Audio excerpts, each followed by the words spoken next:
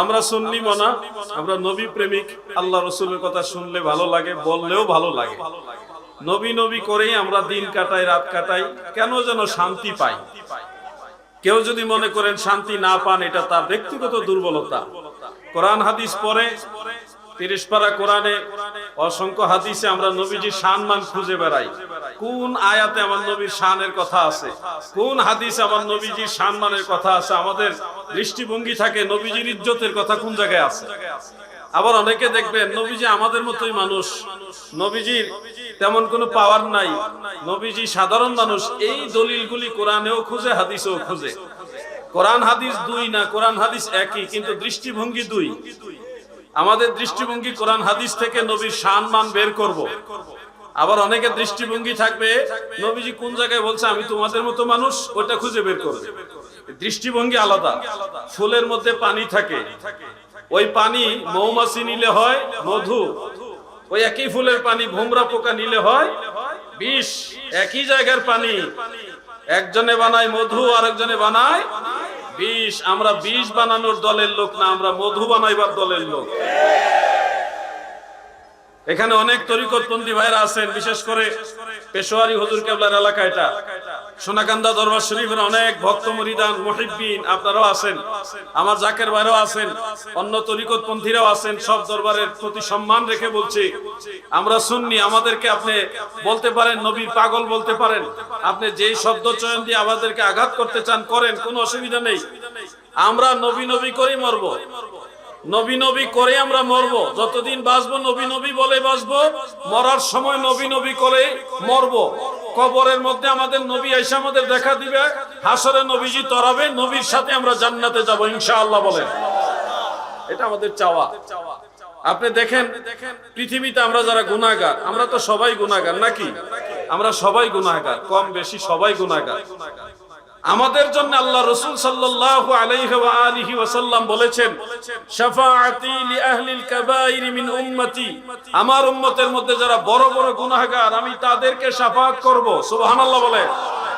কাজী নজরুল ইসলাম গজলের ভাষায় বলেছেন, গুনাহগার ভয় নাহি আর মাফি নিবার, আজকে মহাদিন এসেছেন সেই মুহাম্মদ মুস্তাফা ওই রাসূলে করিম।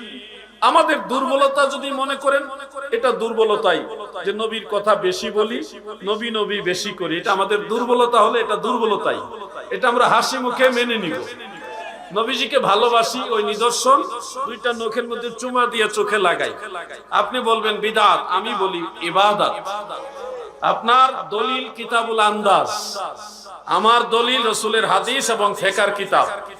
আমরা দলিলের বাইরে চলি না। ফতোয়া শামী সারা পৃথিবীতে সমস্ত ফুকাহে আহনাফের মাঝে সবচেয়ে নির্ভরযোগ্য যে কিতাব, এটার মধ্যে অন্যতম একটা হলো ফতোয়া শামী, যেটার মূল নাম হলো রাদ্দুল মুহতার। রাদ্দুল মুহতার ইমাম ইবনে আবিদিন শামী, যাইনুদ্দিন শামী রাহিমাহুল্লাহু তাআলা, তিনি এই মাসআলাটা সেখানে ডিটেইলস উল্লেখ করেছেন। আলিয়া এবং কওমি দুই মাদ্রাসাতে একটা কিতাব পড়াই, তাফসিরে জালালাইন। সেই জালালাইনের হাসিয়ার মধ্যে কথাটা উল্লেখ রয়েছে। তাফসিরে রুহুল বায়ানের মধ্যে 7ম খণ্ডের 262 পৃষ্ঠায় দারুল ফিকর বৈরুত লেবাননের সাবা আল্লামা ইসমাইল হাক্কি হানাফি রাহিমাহুল্লাহ, যিনি কাবা ঘরের হানাফি মুসাল্লার ইমাম ছিলেন, মারহাবা বলেন, তিনিও সেখানে ডিটেইলস এই বর্ণনাটা উল্লেখ করেছেন। আরো বহু কিতাবে আছে, আমি জাস্ট দুই একটা বললাম। দেওবন্দেরও বেশ দুই একটা কিতাবের মধ্যে আমি এই দলিলগুলি খুঁজে পেয়েছি। সেখানে একটা হাদিস উল্লেখযোগ্য যে দয়াল নবীজি বসে আছেন আর নবীজির পাশে হযরত আবু বকর সিদ্দিক বসা। এমত অবস্থায় হযরত বেলাল ইবনে রাবাহ রাদিয়াল্লাহু আনহু আযান দিচ্ছেন। আযানের মধ্যে যখন বললেন আশহাদু আন্না মুহাম্মাদার রাসূলুল্লাহ, তখন আবু বকর সিদ্দিক সাল্লাল্লাহু আলাইকা ইয়া রাসূলুল্লাহ বলেই দুই নখে চুমা খায়া এভাবে চোখে মাসেহ করলেন। দ্বিতীয়বারও তিনি কুররাতু আইনি বিকা ইয়া রাসূলুল্লাহ বলে এইভাবে চুমা খায়া চোখে মাসেহ করলেন। আযান শেষে আমার নবী বলেন, আবু বকর গো,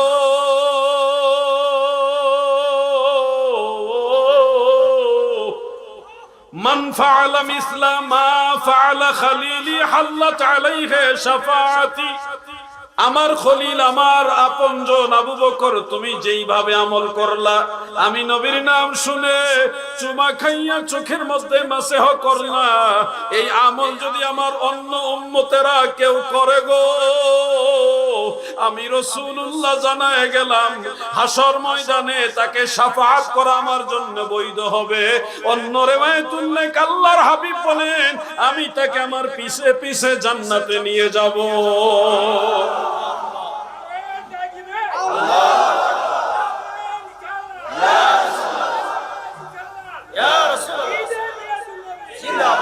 আমরা এই হাদিসের উপর আমল করি।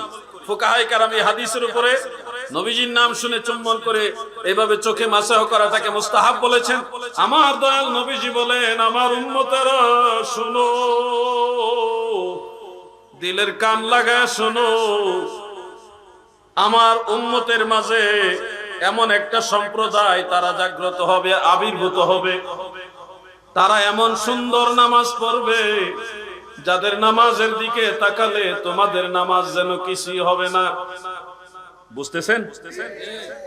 তারা এত সুন্দর নামাজ পড়বে, ওই নামাজের দিকে তাকালে মনে হবে আরে আমার নামাজটা মনে হয় নাই, আমি তো এত লম্বা নামাজ পড়তে পারতেছি না। এরকম একটা চিন্তা আপনার মনের ভিতরে হাসবে। নবীজি বলেন, তারা এত সুন্দর ভাবে রোজা রাখবে যে রোজার দিকে তাকালে মনে হবে যে আমার রোজাটা মনে হয় নাই। তারা এত সুন্দর কোরআন তেলাওয়াত করবে, তাদের কোরআন তেলাওয়াত শুনলে মনে হবে আমার তেলাওয়াতটা মনে হয় নাই। লা সালাতুকুম ইলা সালাতিহিম ওয়ালা সিয়ামুকুম ইলা সিয়ামিহিম ওয়ালা কিরাআতুকুম ইলা কিরাআতিহিম। তোমাদের নামাজ তাদের নামাজের কাছে কিছুই নয়, তোমাদের রোজা তাদের রোজার কাছে কিছুই নয়, তোমাদের কোরআন তেলাওয়াত তাদের তেলাওয়াতের কাছে কিছুই নয়। কিন্তু আল্লাহ রাসূল বলে তাদের কণ্ঠনালীর নিচে ঈমান থাকবে না। নামাজ থাকবে, রোজা থাকবে, কোরআন তেলাওয়াত থাকবে, কিন্তু ঈমান থাকবে। রাসূল করিম সাল্লাল্লাহু আলাইহি ওয়াসাল্লাম যখন এই কথাগুলি বললেন, সাহাবায়ে কেরাম সাথে সাথে প্রশ্ন করলেন, ক্বালু ইয়া রাসূলুল্লাহ মা সীমাহুম। নবী গো,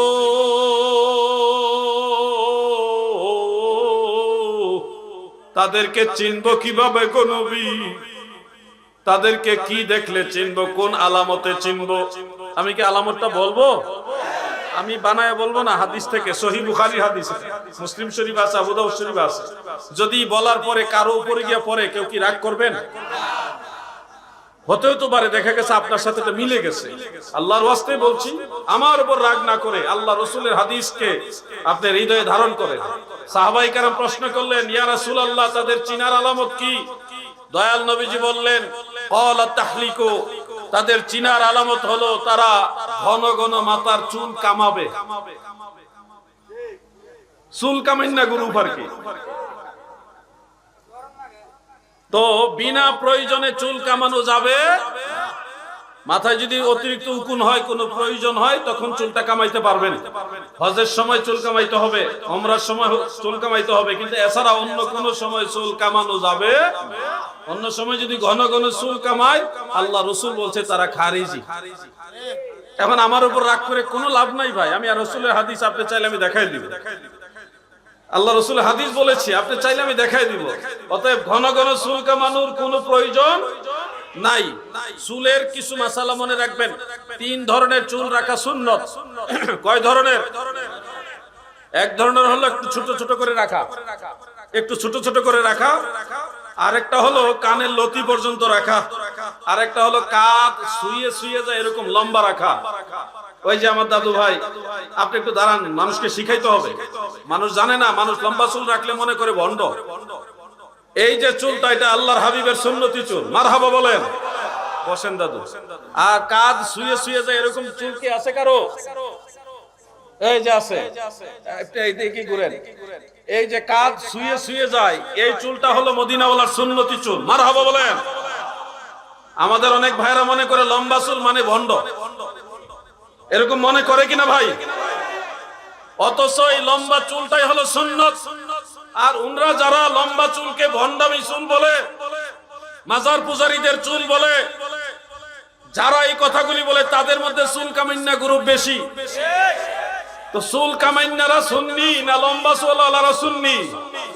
লম্বা চুল যারা রাখে কানের লতি পর্যন্ত কিংবা কাঁধ শুয়ে শুয়ে যেরকম লম্বা চুল যারা রাখে অথবা ছোট ছোট করে রাখে, এই তিন গ্রুপের চুল যারা রাখে, তিন শ্রেণীর চুল যারা রাখে, এরা হলো অরিজিনাল সুন্নতের উপর আমল করেনেওয়ালা। আর যারা খারিজিদের আমলের সাথে ম্যাচিং করে ঘন ঘন বিনা কারণে চুল কামাইতেছে, তারা সেই সুন্নতের আমল করেনেওয়ালাদেরকে বেদাতি বলে, ভণ্ড বলে। কথা ঠিক কিনা বলে? সুরের মায়ের একেবারে ক্লিয়ার। আমি একটা কথা বানাই বলছি না, কেউ চাইলে আমি কিতাব থেকে খুলে খুলে দেখাই দিতে পারবো। আমাকে খোঁজা লাগবে না, আমি তোমার বাড়িতে চলে আসবো। দাওয়াত না, দাওয়াত দেওয়া লাগবে না, খবর পাইলে হবে। আলাউদ্দিন জিহাদি মারাত্মক চিজ, খুঁজতে হবে না, চলে আসবো ইনশাল্লাহ আপনার বাড়িতে। বুঝানো ভাই, আমাকে বুঝাই দেন, তাহলে আপনি বুঝে নেন। আমরা ঝগড়া করতে রাজি না, আমরা জঙ্গি না, আমরা সন্ত্রাস না, আমরা ধৈর্যশীলদের অন্তর্ভুক্ত। আমরা যথেষ্ট চেষ্টা করি ধৈর্য ধারণ করার। আমরা চাইলে অনেক কিছু করতে পারি, কিন্তু ওইটার নাম ইসলাম না। ইসলাম ভালোবাসার নাম। ভালোবাসা দিয়ে বিশ্ব জয় করা যায়, ঠিক কিনা বলেন?